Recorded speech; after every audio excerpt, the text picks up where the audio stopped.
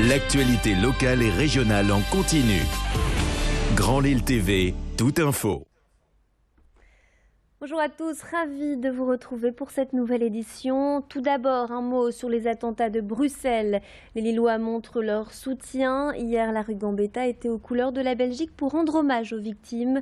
Et des rassemblements sont prévus aujourd'hui, place de la République à Lille et ce jeudi à Roubaix à partir de 18h30. Concernant les transports au départ de Lille, le trafic des Thalys devrait revenir presque à la normale ce mercredi. Il est tout de même conseillé aux voyageurs d'arriver à la gare avec plus d'une demi-heure d'avance, munis d'une pièce d'identité, car même si le trafic reprend petit à petit, les mesures de sécurité sont largement renforcées. La ministre du Travail, Myriam El Khomri, était à Arras ce matin pour mettre en place le nouveau plan de formation en région. Cette nouvelle mesure prévoit 33 000 formations supplémentaires. Ce dispositif répond à des besoins dans des domaines où il manque de la main-d'œuvre, comme le numérique, la transition énergétique ou encore les métiers de bouche. Ce plan d'urgence vise en priorité les personnes en recherche d'emploi.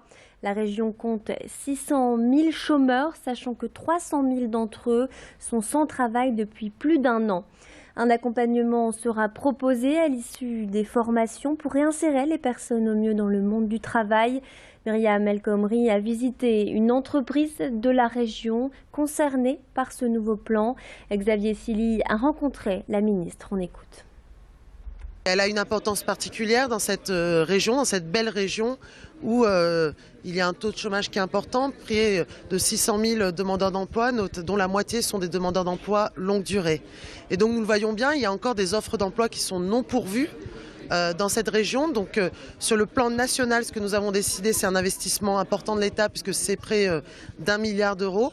Ici, dans cette région, c'est 100 millions d'euros. Nous ciblons les publics prioritaires, les demandeurs d'emploi de longue durée, les seniors, les jeunes, pour faire justement que là où il y a des offres d'emploi non pourvues, en partant des besoins des entreprises, nous soyons dans cette capacité justement à créer ce parcours et pour faire qu'il y ait un retour à l'emploi le plus rapide possible.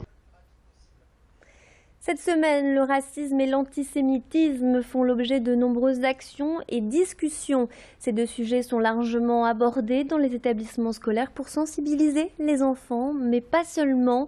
Un programme riche est également proposé aux citoyens.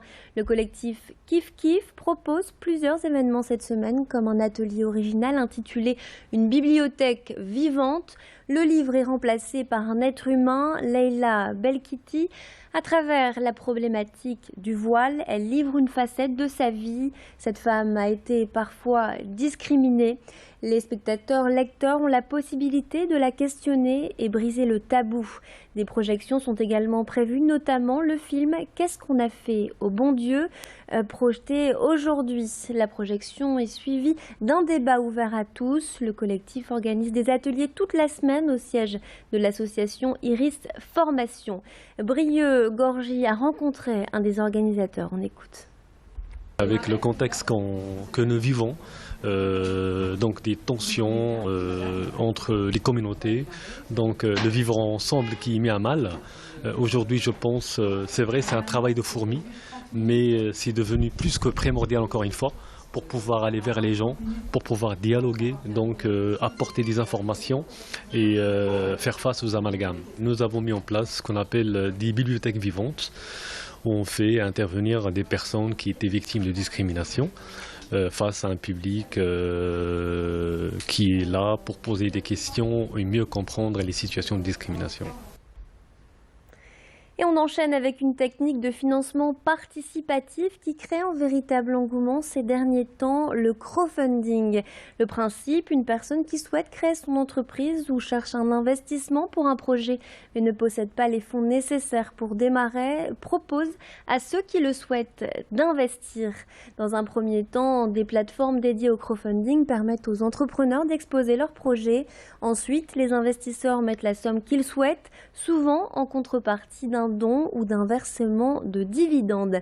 Cette méthode fonctionne et permet à de nombreux créateurs de mener à bien leurs projets. Héloïse Grimont-Pré, créatrice lilloise, fait partie de ces personnes à qui le crowdfunding a réussi. Grâce à cette technique de financement participatif, sa marque Eddie Grimm a pu voir le jour. L'entrepreneuse a récolté 7 000 € pour se lancer dans la création de manteaux sur mesure. La jeune femme est installée à Roubaix, dans les locaux de l'entreprise de tissu familial. Brieux-Gorchy a rencontré Héloïse Grimont-Pré. On écoute. Au début, moi, ça fait 3 ans que j'ai monté ma société et au début, c'était pas tout à fait le même concept. Le crowdfunding, je trouvais ça vraiment intéressant. Premièrement, pour financer le projet, ça c'est sûr, mais il y a d'autres choses qui sont vraiment intéressantes. C'est que ça fait communiquer beaucoup le projet et notamment, on a eu pas mal de parutions presse, etc. Grâce à ça, ça fait parler, les gens nous connaissent et aussi c'est une très bonne façon de tester le projet en fait et de voir si justement si les gens sont intéressés, si le projet est viable et c'est ça qui donne confiance en fait. Et c'est la fin de cette édition. Merci de nous avoir suivis. Tout de suite, votre météo et l'infotrafic sur Grand Lille TV. Restez avec nous.